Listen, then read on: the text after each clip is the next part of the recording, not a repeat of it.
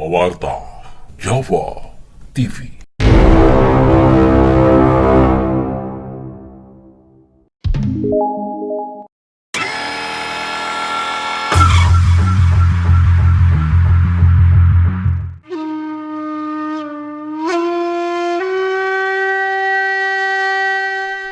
Berita tentang siaga Merapi masih santer terdengar di telinga.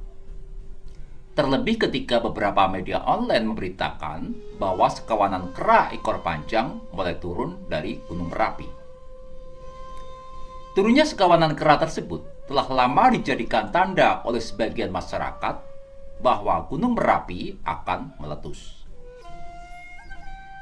Bagi masyarakat yang tinggal di sekitar Gunung Merapi, peristiwa meletusnya gunung tersebut bukan sesuatu yang aneh.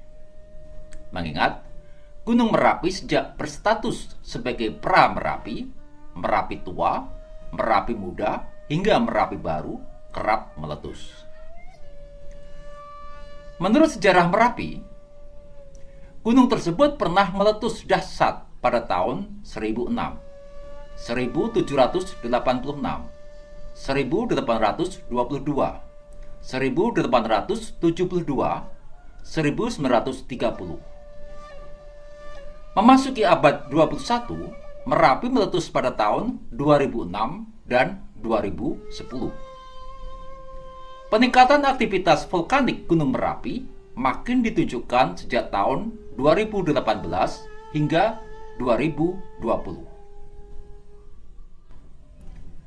Bicara tentang erupsi Gunung Merapi, tidak bisa dilepaskan dengan nama Mbah Marijan, seorang yang mendapat mandat dari Sri Sultan Hamengkubuwono ke-9 sebagai juru kunci Gunung Merapi. Semasa menjadi juru kunci itu, Mbah Marijan dikenal dengan nama Mas Panewu Surakso Hargo. Ketika mewacanakan erupsi Merapi, sering melebar pada obrolan yang berkaitan dengan 9 penunggu gaib Merapi, serta wedus gembel berbentuk sosok Petro dan Semar. Sehingga tidak heran banyak masyarakat melakukan utak-utik gaduh antara sosok Semar dengan Sabdo Palon, Satrio Peningir, dan Ratu Adil. 3 tokoh yang disebut dalam beberapa naskah babat dan naskah kuno.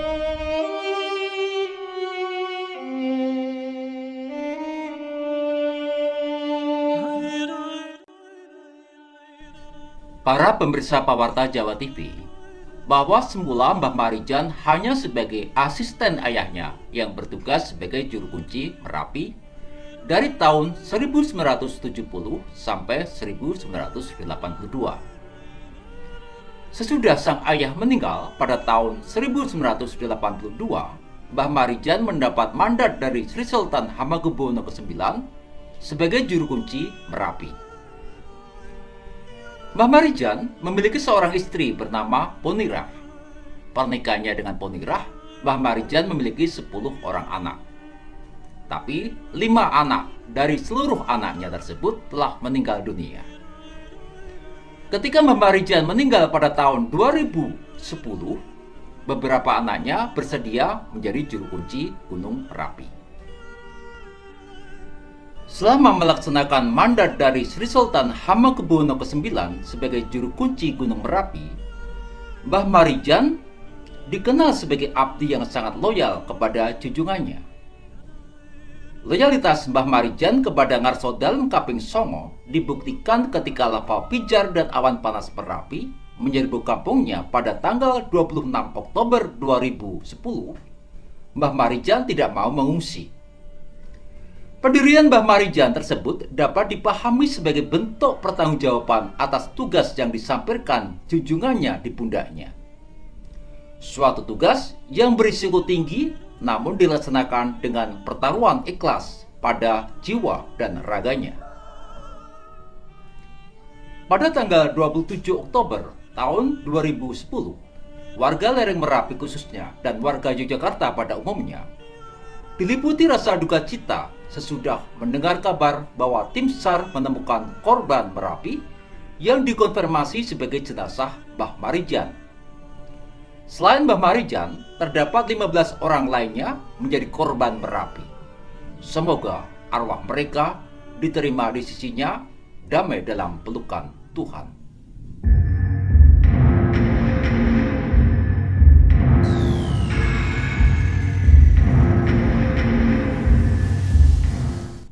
Para pemirsa Pawarta Jawa TV, beberapa naskah babat dan masyarakat Jawa mempercayai bahwa Gunung Merapi sebagai keraton gaib.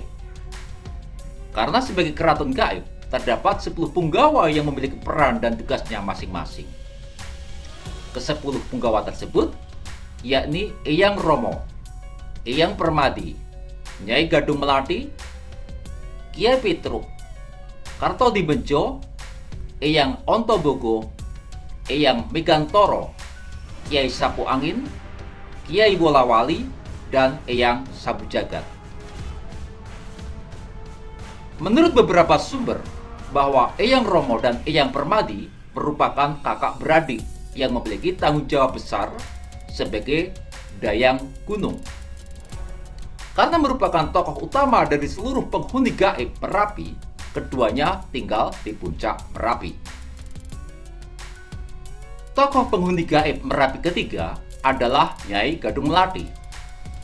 Disebut Gadung Melati karena tokoh yang memiliki peran sebagai pemimpin makhluk gaib perempuan tersebut mengenakan pakaian warna hijau daun. Penghuni gaib Merapi keempat yakni Eyang Ontobogo.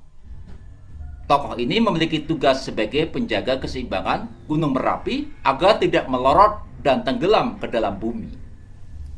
Karena perannya, Merapi yang sering meletus tetap tegar, tidak hancur berkepingan, dan amblas ditelan bumi. Penghuni gaib Merapi kelima, yakni Eyang Megantoro. Selain sebagai pemimpin setan di puncak Merapi, Eyang Megantoro bertugas sebagai penjaga keseimbangan cuaca. Karena tugasnya itu, Eyang Megantoro sering menampakkan diri pada penduduk dengan menunggang kuda terbang dan melayang-layang di angkasa. Penghuni gaib Merapi ke-6 yakni Kiai Sapu Angin. Sesuai dengan namanya, Kiai Sapu Angin yang pula menjadi pemimpin roh halus tersebut memiliki tugas sebagai pengatur arah dan cepat lambatnya angin di gunung. Kiai Wolawali merupakan penghuni gaib Merapi ke-7. Tokoh gaib ini dikenal sangat usil kepada para pendaki. Karena keusilannya, banyak pendaki percaya apabila terdapat pendaki yang hilang karena disembunyikan oleh Kiai Wolawali. Eyang Sabu Jagat merupakan penghuni gaib Merapi ke-8. Sesuai namanya, tokoh ini yang menyapu alam sekitar Merapi dengan awan panas dan lava pijar. Sehingga tokoh inilah yang dianggap sebagai kunci meletusnya Gunung Merapi. Tokoh ke-9 adalah Kiai Petruk. Penghuni gaib Merapi ini dikenal sebagai tokoh yang baik bagi penduduk di kaki Merapi. Dianggap baik karena Kiai Petruk sering memberikan petunjuk pada warga melalui mimpi bahwa Merapi akan meletus. Tokoh terakhir yakni Kartodibejo. Sebagaimana Kiai Petruk, penghuni gaib Merapi yang bernama Kartodibejo pula dikenal sebagai tokoh yang baik. Mengingat Kartodibejo sering memberikan peringatan pada warga bahwa Merapi akan meletus melalui hewan-hewan penghuni Merapi, seperti kera ekor panjang yang turun dari gunung ke desa untuk menyelamatkan diri. Demikianlah para pemirsa Pawarta Jawa TV, bahasan seputar Gunung Merapi meletus, bagian pertama, yang berkaitan dengan biografi Mbah Marijan dan 10 penunggu gaib Merapi. Sampai berjumpa lagi dalam bahasan Gunung Merapi meletus bagian kedua yang berkaitan dengan Kiai Semar, Sabdo Palon, Satrio Piningit, dan Ratu Adil. Salam Rahayu bagi seluruh umat manusia di dunia.